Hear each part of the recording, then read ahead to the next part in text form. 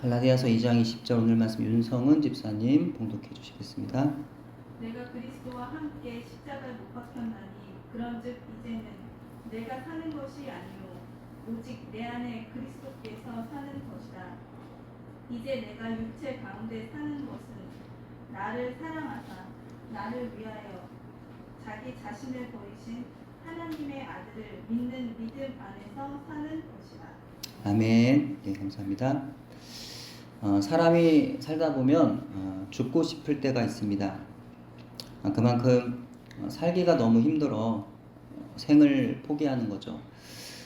그러나 죽고 싶다고 말하는 사람들은 정말 죽고 싶어서가 아니라 사실은 너무나 간절히 살고 싶은데 살아갈 희망이 보이지 않아 그렇게 말하는 것이라고 합니다. 사람이 살다가 죽고 싶어지는 이유는 여러 가지가 있을 것입니다. 사실은 살고 싶지만 이대로 지금의 모습으로는 살고 싶지 않아서 결국 죽음을 선택할 수밖에 없다는 것인데, 그렇다면 그들이 죽음의 길로 그렇게 스스로 걸어갈 수밖에 없었던 이유는 정말 무엇이었을까요? 그들이 죽음을 선택하는 이유는 자신의 존재 자체가 부정이 되는 생각들에 사로잡혔기 때문입니다. 과거의 나를 인정하기가 어렵고 현재 나는 견디기 힘들고 미래의 나는 희망이 보이지 않아서입니다. 과거의 나와 현재 나를 생각해 볼 때 미래의 나도 별로 달라질 게 없으리라는 절망 때문인 거죠. 하지만 이런 생각은 아주 잘못된 생각이라는 사실을 기억해야 합니다. 얼마든지 사람은 지금의 나와 다른 삶을 살 수 있기 때문이죠.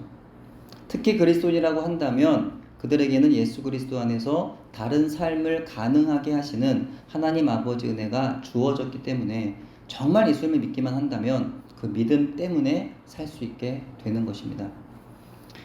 찬송가 357장 1절의 가사는 우리로 하여금 이렇게 고백하도록 합니다. 주 믿는 사람 일어나 다 힘을 합하여 이 세상 모든 마귀를 다 쳐서 멸하세. 저 앞에 오는 적군을 다 싸워 이겨라. 주 예수 믿는 힘으로 온 세상 이기네. 믿음이 이기네. 믿음이 이기네. 주 예수를 믿음이 온 세상 이기네. 여러분 세상을 이기며 살기를 간절히 소원하시지 않으십니까?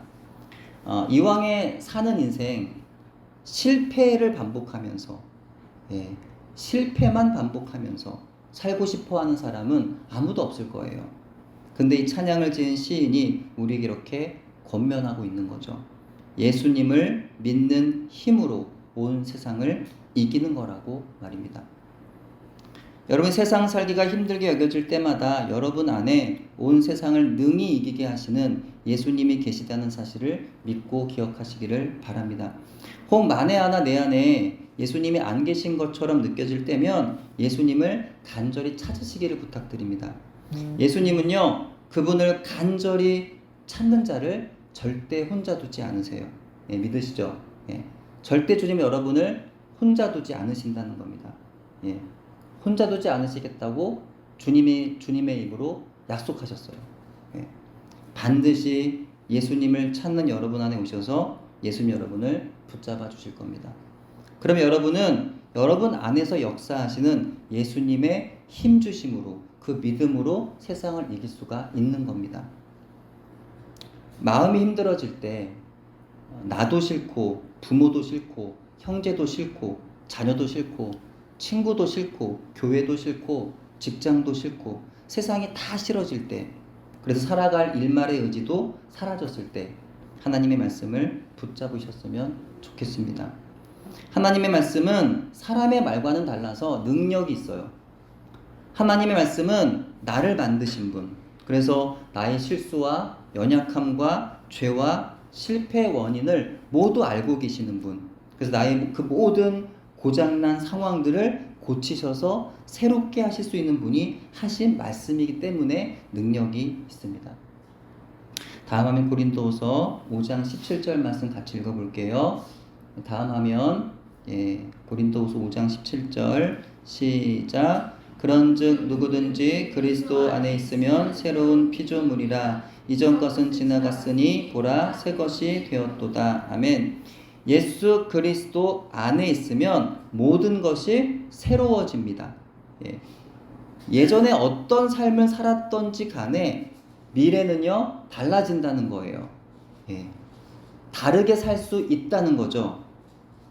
이제는 나로 살아감이 아니라 내 안에 계시는 예수님으로 인하여 살게 되었기 때문에 다르게 살 수밖에 없다는 겁니다. 예. 너는 할 수 없다고. 너처럼 세상에 쓸모없는 사람이 어디 있느냐고. 더 이상 살아갈 이유가 없지 않느냐고 말하는 세상의 소리들 앞에서 성경은 그렇지 않다고 분명히 단언하여 말씀합니다. 다음 화면 로마서 8장 37절부터 39절입니다. 시작. 그러나 이 모든 일에 우리를 사랑하신 이로 말미암아 우리가 넉넉히 이기느니라. 내가 확신하노니 사망이나 생명이나 천사들이나 권세자들이나 현재일이나 장래일이나 능력이나 높음이나 깊음이나 다른 어떤 피조물이라도 우리를 우리 주 그리스도 예수 안에 있는 하나님의 사랑에서 끊을 수 없느니라. 아멘. 세상이 뭐라고 말해도 우리는 세상의 소리에 영향받는 사람이 아니에요. 세상이 뭐라고 말하더라도, 마귀가 내 안에서 뭐라고 말을 할지라도 성경은 이 모든 일에 우리를 사랑하시느니 하나님 아버지로 말미암아 우리는 세상을 겨우 아주 어렵게, 그렇게가 아니라 넉넉히 충분히 여유롭게 힘있게 이길 수가 있다는 겁니다. 우리가 예수 그리스도를 믿는 믿음 안에 있는 한 세상의 어느 것도 우리를 하나님의 사랑에서 끊을 수가 없어요. 우리가 가장 두려워하는 죽고 사는 문제조차도 우리를 하나님의 사랑에서 끊을 수 없어요.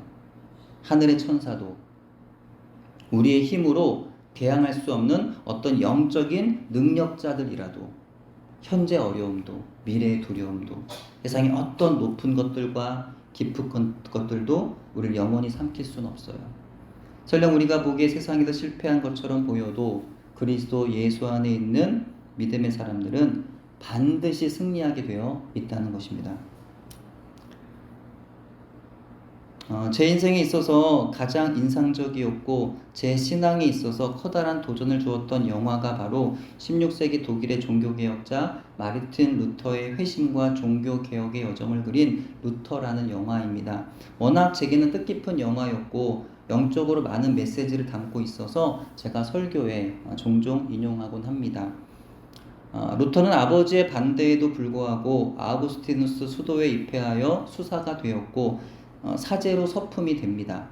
스승인 스타우피츠가 에어프루트를 떠나 비텐베르크 대학교 교수로 임용이 되자 그를 따라 그도 비텐베르크에서 신학과정을 공부하기 시작합니다. 영화에서는 그때 당시 일어난 하나의 사건을 묘사하는데요. 실제 일어난 사건인지는 알 수 없지만 영화에 소개된 루터의 일대기 가운데 아주 인상적인 장면들 중에 하나였습니다. 다음 화면 한번 보여주세요. 비텐베르크 대학에 공부하기 위해 갔던 루터는 비텐베르크 교회의 신부로서 주민들을 만나 인사하면서 그들과 안면을 익히기 시작합니다.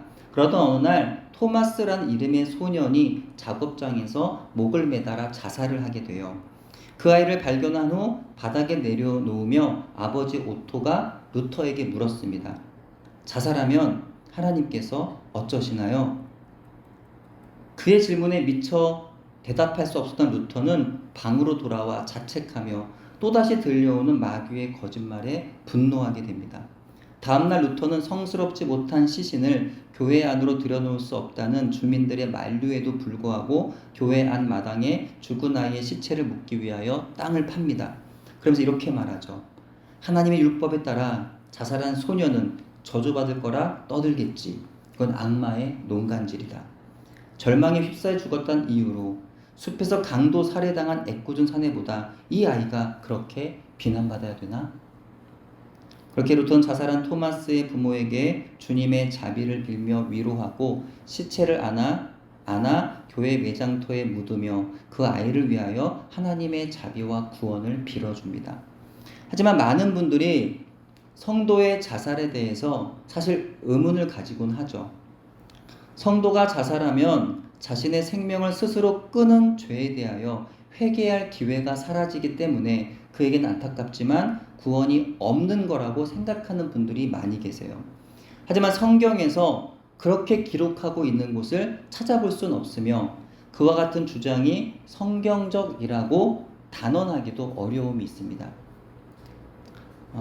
자살하면 자신의 생명을 해친 죄에 대한 회개의 기회가 사라지기 때문에 자살하면 구원을 받을 수 없다는 말이 성립되기 어려운 부분은 사는 날 동안 회개함으로 예수님을 만난 사람은 이미 구원을 받은 사람이기 때문입니다. 왜냐하면 2000년 전 예수님께서 우리의 죄를 위하여 십자가에서 대속의 피를 흘리신 사건으로 이미 그때 우리의 과거와 현재와 미래의 죄를 예수님께서 자신의 그 피로 한 번에 단번에 모두 해결하여 주셨기 때문이죠. 따라서 회개는 우리가 구원을 받기 위한 목적으로 하는 것이라기보다는 회개는 자신의 죄를 예수님의 십자가 앞에서 씻음을 받아야 우리가 하나님 앞에 당당하게 믿음으로 나아갈 수 있는 것이기 때문에 하는 것이라고 보는 게 더 옳습니다. 그러니까 성도의 자살이 곧 구원받지 못함 또는 지옥에 가는 길이라고 단언할 수가 없다는 거예요. 자신의 생명을 스스로 끊게 되는 그 과정 가운데에는 순교와 같은 신앙적인 자살이나 누군가를 살리기 위한 희생적인 자살도 있으며 생명을 연장할 수 없을 정도의 극도의 고통이 따르는 질병도 있으며 또한 본인의 의지로 이겨낼 수 없게 만드는 여러 가지의 심리적, 정신적, 영적인 연약함들이 복합적으로 작용하는 자살이 있더라는 겁니다. 무엇보다 그리스도인들은요, 말조심을 해야 합니다.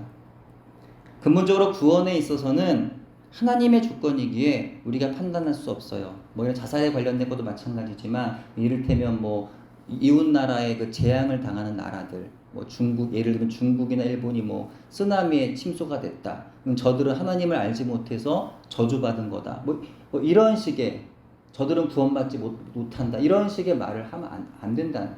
상당히 조심해야 된다. 그런 말들을. 고난당하는 자, 슬픔을 당하는 자, 아픔을 당한 자들에게 대해서 그리스도인들은 말을 조심해야 된다는 거예요. 함부로 그렇게 말하면 안 된다.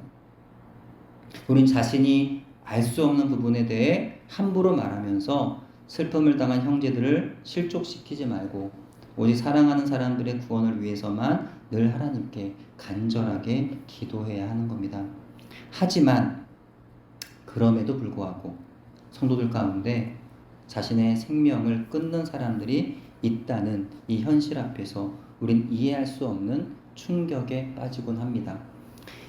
2015년 기준으로 그해 발생한 자살자 15,000명 중에 약 3,750명이 기독교인이라고 추정하고 있습니다. 수치상으로 보아도 이 자살자들 가운데 기독교인들이 상당수 포함되어 있다는 거예요. 심지어 자살하는 목회자들도 교회에서 쉬쉬하는 분위기라서 잘 알려지지 않아서 그렇지 이는 더 이상 숨길 수 없는 현상이라는 겁니다. 이는 정말 충격이 아닐 수 없다는 거예요. 도대체 신앙이라는 것이 그렇게 능력이 없는 걸까? 예수님을 믿는 사람들이 어떻게 스스로 목숨을 끊을 수가 있는 걸까? 아무리 삶의 의지를 잃어서 모든 걸 포기하고 싶어도 그분 안에 계신 하나님이 그를 결국에는 살게 하는 것이 바로 믿음 아닌가? 이런 질문들을 끊임없이 쏟아내게 되더라는 겁니다. 이 설명할 수 없는 부분을 굳이 설명한다면 이렇게 말씀드릴 수밖에 없을 것 같아요. 그만큼 사람이라는 존재가 약하다는 거죠. 사람은 악한 세상의 마귀와 영적으로 싸워 이기기에는 너무나도 미약합니다. 그리고 사람이란 존재가 또한 악하다는 거예요. 하나님 말씀을 믿고 따르기에 사람은 너무나 죄에 물들어 있습니다. 그래서 일단 여러 가지 육체적, 정신적 고통 앞에서 급격하게 에너지를 소진하거나 갑작스런 자살 충동을 받게 되면 자기도 모르게 안타까운 시도를 하게 되는 것이죠. 그렇다면 우리로 하여금 세상을 살고 싶지 않게 만들어버리는 세상의 부정적인 현실들과 여러 가지 유혹과 시련들, 지속적으로 우리를 빛에서 어둠으로 끌고 가려 하는 그 마귀의 거짓된 공격으로부터 이겨내려면 어떻게 하는 걸까요? 세상을 살아갈 힘과 소망을 우리는 어디서 얻을 수 있는 걸까요? 그 힘과 소망은 바로 예수 그리스도를 믿는 믿음에서 오는 것임을 믿으시기 바랍니다. 기억하시기를 부탁드립니다. 우리는 예수님을 주님으로 고백해야 합니다. 단지 입으로만 고백하는 게 아니라 인생의 작고 사소한 일에서부터 크고 작은 내 삶의 모든 문제 일까지 주님께 맡길 수 있는 믿음이 필요합니다. 내 마음대로 결정하고 말하고 행동하는 게 아니에요. 이제 내 인생의 주인이 내가 아닌 주님이시기 때문이에요. 이제 주님이 결정하신 대로 말하고 행동하는 겁니다. 내 마음대로 말고 주님의 마음대로 사는 겁니다. 다음 화면 보여주세요. 오늘 성경에서 바울은 이렇게 선언합니다. 내가 그리스도와 함께 십자가에 못 박혔나니 그런즉 이제는 내가 사는 것이 아니요 오직 내 안에 그리스도께서 사시는 것이라. 이제 내가 육체 가운데 사는 것은 나를 사랑하사 나를 위하여 자기 자신을 버리신 하나님의 아들을 믿는 믿음 안에서 사는 것이라. 아멘. 여러분, 죽음이 두려우신가요? 죽음 두려우세요? 왜 두렵습니까? 이미 여러분은요 죽었습니다. 여러분이 이미 죽었음이 믿어진다면 죽음이 두려울 리가 없겠죠. 없어요. 네. 이미 죽었는데 이미 죽은 사람이 어떻게 죽음이 두려울 수가 있나요? 안 죽었으니까 두려운 거죠. 사람들의 서운한 말들이 마음을 힘들게 하나요? 사람들의 손가락질이나 조롱이 괴롭습니까?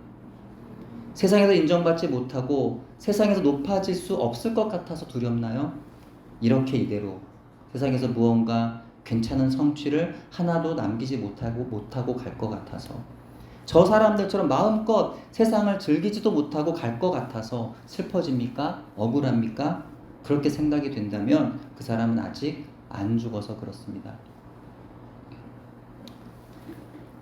예수님께서 나의 죄를 위하여 2000년 전에 십자가에서 대신 죽으셨다는 사실과 그때 나도 예수님과 함께 예수님 안에서 이미 죽었다는 사실이 영으로 믿어지는 사람은 오늘을 더 이상 나로 살지 않게 되는 겁니다. 왜요? 나는 이미 죽었기 때문이에요. 그럼 이제는 오직 내 안에 부활하신 예수 그리스도께서 나를 통하여 사시는 것입니다.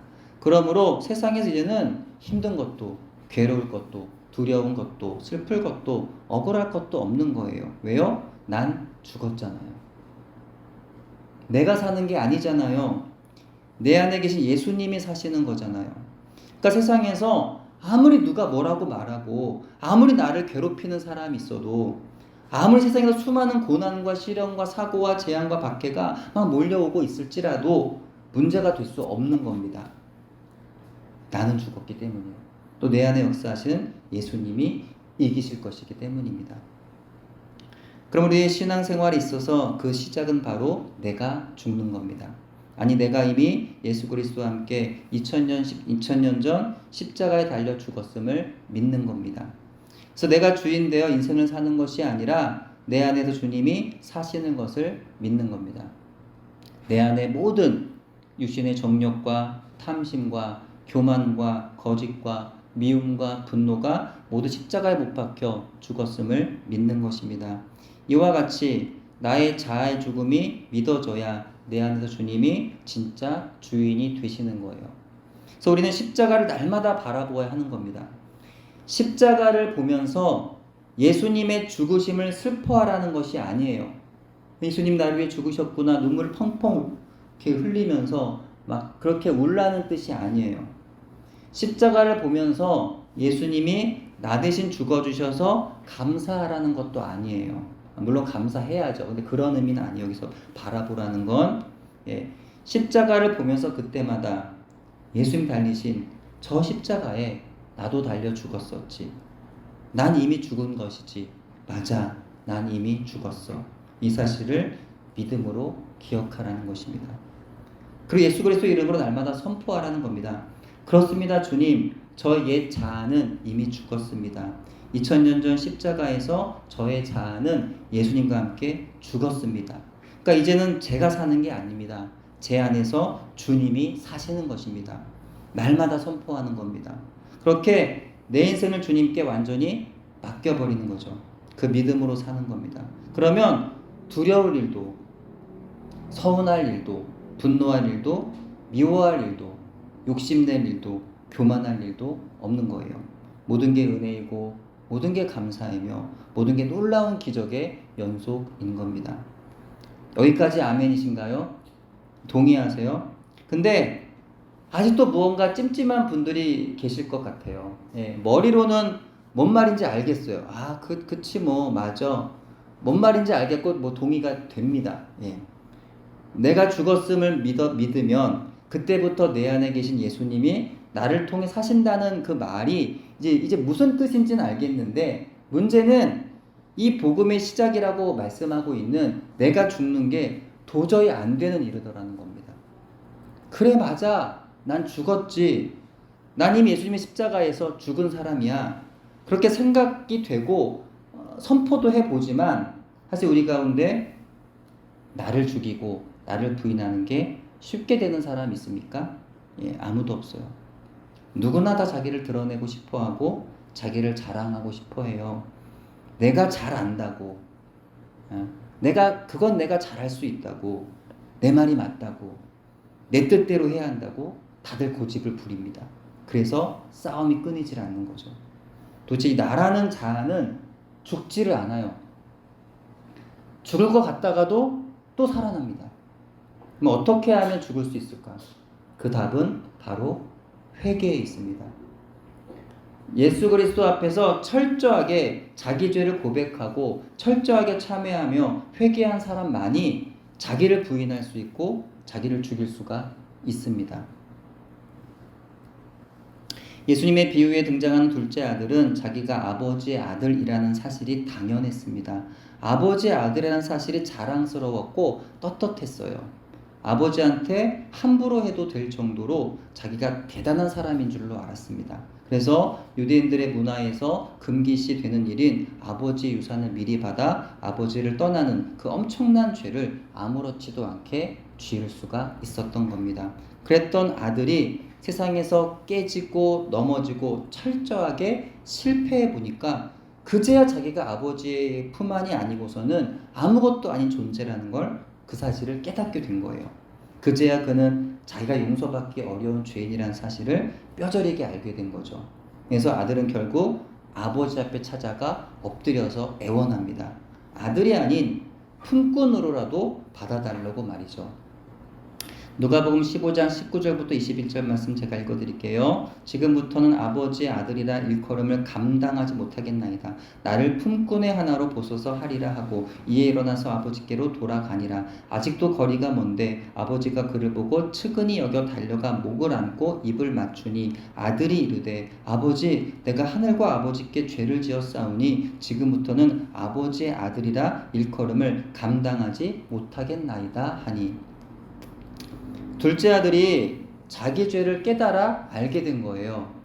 그리고 이제는 자기 죄를 인정하게 된 겁니다. 그러니까 아들이 자기를 부인하는 놀라운 사건이 벌어진 거예요.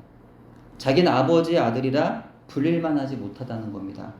품꾼으로 받아주시는 것만으로도 족하다는 겁니다. 왜냐하면 자기는 죽을 수밖에 없는 죄인에 불과하기 때문입니다. 예. 사람은 잘 나갈 때는 자기가 제일인 줄 알죠. 예. 그런데요, 재밌는 것은 사람은요, 망했는데도 여전히 자기가 나은 줄로 압니다. 예. 잘 나갈 때뿐만이 아니라 망해도 자기가 잘난 줄 알아요. 적어도 어떤 한 부분에서는 자기가 잘한다는 거죠. 예. 아주 철저하게 망하지 않고서 사람은 자기를 부인할 수가 없다는 거예요. 누구나 다 교만하고 누구나 다 끝까지 자존심을 세워가며 자기를 높이려 드는 거예요. 아주 완벽하게 망하기 전까지 사람은 스스로를 낮출 수도 자기를 부인할 수도 자기 죄를 인정할 수도 없습니다. 그럼 어떡하나요? 저와 여러분은 완전히 망해야 할까요? 완전히 망한 그 은혜를 경험해야 할까요? 그래야 우리가 자기를 부인하고 내가 아닌 예수님을 나 인생의 주인으로 모시고 살아가게 되는 걸까요? 만약 우리 가운데 인생의 가장 완벽한 실패, 고난, 시험을 경험하는 분이 계시다고 한다면 인생의 가장 밑바닥, 더 이상은 내려갈 수 없는 그 어둡고 캄캄하여 빛이라고 찾아볼 수 없는 그런 상황으로 내몰려 있다고 한다면 그때가 바로 죽음과도 같은 그 상황 때문에 오히려 나의 죽음을 알고 예수님이 내 안에 사심을 고백하게 되는 은혜의 시간임을 기억해야 할 줄로 믿습니다. 그리고 우리가 할 한 가지 일은 말씀드린 대로 십자가를 바라보는 거예요. 고난의 때에 십자가를 바라보십시오. 평안의 때 더욱 십자가를 바라보십시오. 십자가를 볼 때마다 예수님과 함께 나도 죽었음을 선포하십시오. 그리고 오늘의 말씀을 선포하십시오. 내가 그리스도와 함께 십자가에 못 박혔나니 그런즉 이제는 내가 사는 것이 아니요 오직 내 안에 그리스도께서 사시는 것이라. 이제 내가 육체 가운데 사는 것은 나를 사랑하사 나를 위하여 자기 자신을 버리신 하나님의 아들을 믿는 믿음 안에서 사는 것이라. 아멘. 여러분은 십자가를 언제 바라보세요? 여러분 십자가 바라보십니까? 십자가 바라보세요? 또 옛날 얘기 좀 하면 우리 하은이 어렸을 때 하은이가 너무 사랑했던 것이 바로 십자가였는데 여러분 십자가를 언제 사랑합니까? 언제 바라보세요? 잠깐 그 저를 좀 생각해 보면 저는요 기도할 때 십자가를 바라보는데 뭐 죄송한 얘기지만 저도 계속 바라보진 않아요. 기도하다가 이렇게 뭐 잡생각이 날 때 십자가를 바라봅니다. 그러면 이 잡생각이 사라져요. 저는 이런 식으로 십자가를 바라볼 때가 많은데, 근데 오늘 말씀을 제가 이렇게 준비하면서 이럴 때도 또 바라봐야 되겠구나. 내가 어렵고 힘든 이럴 때, 또 내가 나의 죽었음을 내가 기억해야 할 때, 이럴 때 십자가를 바라봐야 되겠구나. 이런 생각도 오늘 말씀을 통해서 떠올려 볼 수 있게 되는 것 같습니다. 평안할 때에도 죽고 싶을 만큼 너무나 고통스러워 살아갈 의지도 소망도 전혀 없을 때에도 오직 한 가지 십자가를 바라보십시오. 기도할 때도 바라보시고 힘들 때도 바라보시고 내가 죽지 않아서 여러 가지 죄와 또 어려움 가운데 유혹과 시험이 많다고 여겨질 때에도 십자가를 바라보십시오. 그 십자가 앞에서 내가 이미 죽었음을 새롭게 기억하여 내십시오. 이같이 사람을 살리는 복음 안에서 세상을 믿음으로 능히 이기며 살아가는 저와 여러분 되기를 간절히 소원합니다. 기도합니다. 하나님, 사람들 속에서 일에 치이고 사람에 치이고 수많은 사람들의 기대와 또 내가 감당해야 할 일들의 의무와 또 그 일로 인한 후회와 탄식을 반복하며 삶의 여러 가지 상처와 고통으로 하나님 허락하신 소중한 자기 생명을 끊으려 하는 사람들이 있습니다. 충격적인 것은 성도 가운데 삶의 무게를 내려놓고 주님 앞에 가려 하는 사람들이 존재하는 것이 오늘의 현실입니다. 하나님께서 사랑하셔서 창조하시고 십자가 사랑으로 구원에 이르도록 불러주신 저들이 왜 저렇게도 아파하고 눈물 지으며 탄식하며 있는 걸까요? 또 왜 그들은 자기 생명을 스스로 끝을 낼 정도로 안타까운 결정을 해야 했을까요? 하나님, 이 땅에 상처받은 심령들에게 하나님 아버지 사랑의 위로와 치유가 임하기를 기도합니다. 또 한국교회 안에 이 땅 가운데 삶의 무게로 절망한 영혼들에게 예수 그리스도의 평화를 허락하여 주시옵소서. 무엇보다 예수 그리스도 안에서 나의 죽음을 믿고 내 안에서 사시는 예수님으로 인하여 세상을 믿음으로 이기는 우리 모든 성도들 되도록 은혜 베풀어 주옵소서. 예수님 이름으로 기도합니다. 아멘.